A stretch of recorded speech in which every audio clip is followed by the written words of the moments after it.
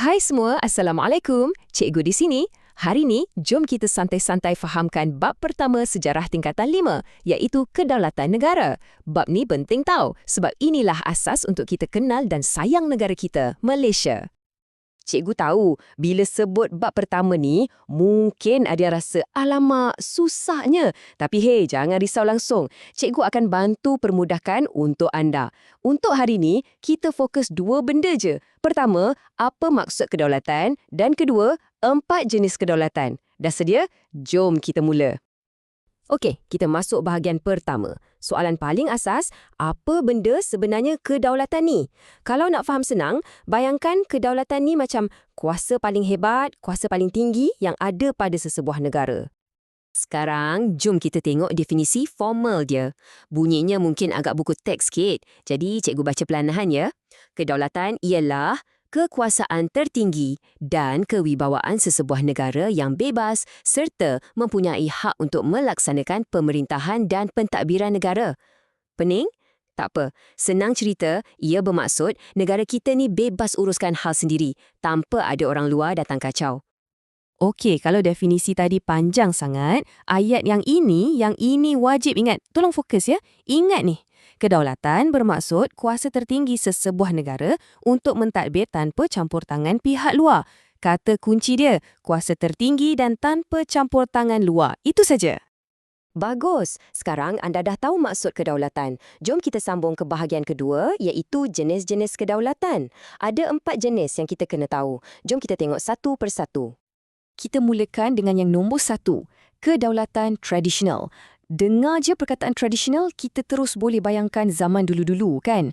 Terutamanya zaman pemerintahan beraja. Cuba bayangkan zaman Kesultanan Melayu Melaka. Kuasa paling tinggi, kuasa mutlak, semuanya ada pada raja. Rajalah pemerintah yang paling berkuasa. Dan kuasa raja ni jadi lagi kuat bila rakyat setia kepadanya. Jadi, untuk senang hafal, ini kata kuncinya.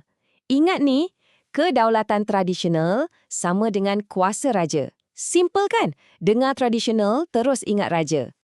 Seterusnya, dari tradisional, kita beralih ke kedaulatan moden. Konsep moden ni pula lahir hasil daripada idea-idea baru tentang hak rakyat dan kerajaan yang dibina atas perlembagaan. Dalam kedaulatan moden, kuasa tu bukan lagi pada raja seorang, tapi kuasa tu sebenarnya datang daripada rakyat. Maksudnya, kitalah yang pilih kerajaan melalui pilihan raya. Kerajaan tu dibentuk ikut suara rakyat.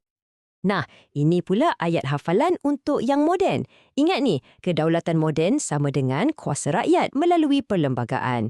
Kalau tadi tradisional, kita ingat raja. Sekarang moden, kita ingat rakyat. Boleh? Jenis yang ketiga, kedaulatan undang-undang. Daripada nama dia pun macam dah boleh agak kan apa maksudnya?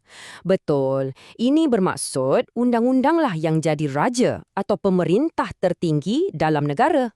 Maksudnya tak kiralah siapa pun kita, sama ada pemimpin negara ataupun rakyat biasa, semua orang, cikgu ulang, semua orang kena patuh pada undang-undang yang sama. Tujuannya supaya negara kita adil dan aman. Tak ada siapa yang boleh lawan undang-undang. Jadi, ayat penting yang perlu kita pegang untuk jenis ni ialah, ingat ni, undang-undang lebih tinggi daripada individu. Ingat ya, undang-undang tu nombor 1. Okey, dan yang terakhir sekali nombor 4, kita ada kedaulatan antarabangsa. Perkataan antarabangsa ni maksudnya hubungan antara satu negara dengan negara-negara lain di seluruh dunia.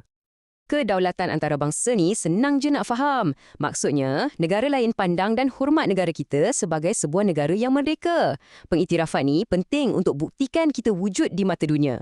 Contohnya melalui Pertubuhan Bangsa-Bangsa Bersatu ataupun PBB.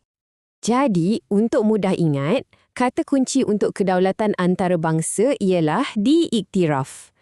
Jom sebut sama-sama. Ingat ni, negara berdaulat diiktiraf oleh negara lain. Baiklah, sebelum kita habis, jom kita buat rumusan pantas. Ingat tak, kedaulatan maksudnya kuasa tertinggi negara. Kedaulatan tradisional, kuasa raja.